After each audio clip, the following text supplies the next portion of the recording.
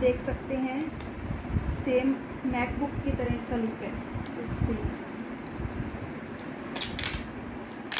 i5 processor है ये, 8 GB RAM, इसी में एक i3 प्रोसेसर भी अवेलेबल है। सो ये 2 लैपटॉप हमने मंगाए हैं इस सेल में। सीधा लुक बिल्कुल मैकबुक जैसी लुक लग रही है और इतना स्लिम है, आप देख सकते हैं।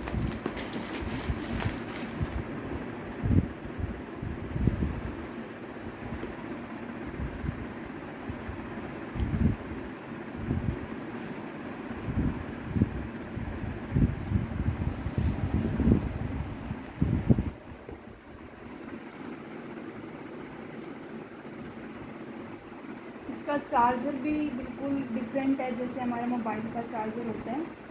अभी हम देखते हैं इसको भी।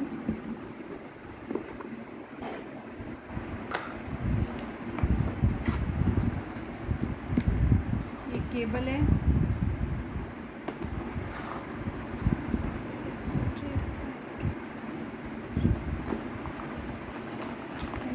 ये अडेप्टर है। सो ये सेल में मुझे विद 1 ईयर एक्सटेंडेड वारंटी के साथ मिला है 52,000 में। वैसे 49,000 का था ये, 3,000 की इसकी एक्सटेंडेड वारंटी है, 4,000 का इस पर डिस्काउंट ICICI और एक्सिस के कार्ड पे अवेलेबल था, वो यूज़ किया हमने।